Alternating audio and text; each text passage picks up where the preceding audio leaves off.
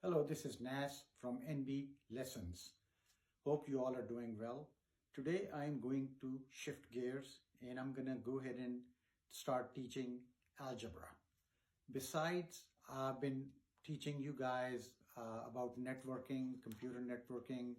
I've gone over various subjects like, for example, I've gone over VLANs, ARP, OSPF routing protocol, BGP routing protocol, static routes, IP packet, Ethernet frame, and so forth. So I'm going to go ahead and switch gear today, and I'm going to get into algebra, pre-algebra. Anybody in high school can take advantage of it, or anybody who wants to learn algebra and progress in that area can take advantage of that. So without further ado, let's go ahead and get started. So this is pre-algebra. It's going to be course number 1. So let's go ahead and go over real numbers. A lot of you might already know, but let's assume that there are folks out there who are still wanting to learn. So real number, what is a real number? Let's go ahead and draw this graph. You have y-axis and you have x-axis, right? X is the horizontal, y-axis the vertical. If you can plot a number on x-axis or y-axis, that is a real number. For example, 1, 2, 3, 4, -1, -2, -3, all of these are real numbers. 0, which is right here, 0, 1, 2, 3, 4, -1, 2, 3, -4, all of them are real numbers. Even a decimal number, say right here, it's 1.5, that's also a real number. 3.3, that's also a real number. So anything which you can plot on x-axis or y-axis is a real number. You know, you go up right here, y-axis also you can go 1, 2, 3, and so forth.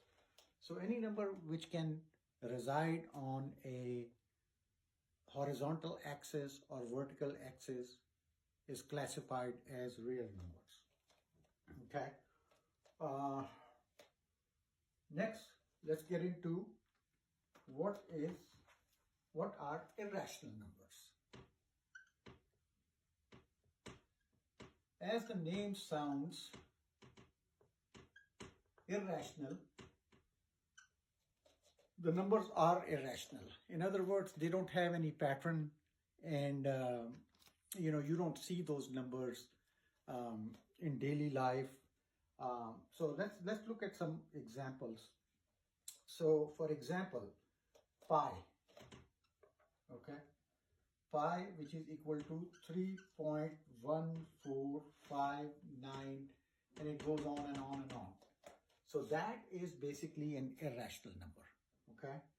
Because one thing about irrational number is that they are non-repeating,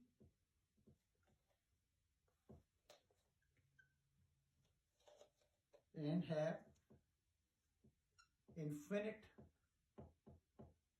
decimals. Now, a lot of you know that pi is basically, if you want to write it down in fraction form, is 22/7. However, if you put this in your calculator, you will see never-ending number. And those numbers don't repeat. There is not a pattern. So you see right here, 3.1459. There is no 1459 again, or no numbers like 9, 9, or 5, 5, or anything like that. So non-repetitive numbers, infinite decimals, those are irrational numbers because they're not normal. Another example, square root of 2. What is square root of 2? It's 1.4142, and that goes on and on. Okay? That is not a rational number. They said that is an irrational number. So the numbers which do not have any pattern and they just go on and on and on, like I gave you example of this and this, those are irrational numbers. So keep that in mind. Now we go ahead and get to what are rational numbers. So I'm going to go ahead and erase this.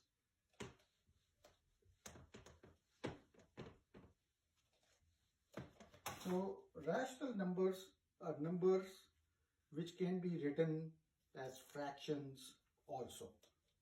Okay, so let's see an example of rational numbers. Okay, so is 0.25 a rational number? Yes, it is a rational number because it can be written in form of a fraction. 1/4 is a rational number. So rational numbers can be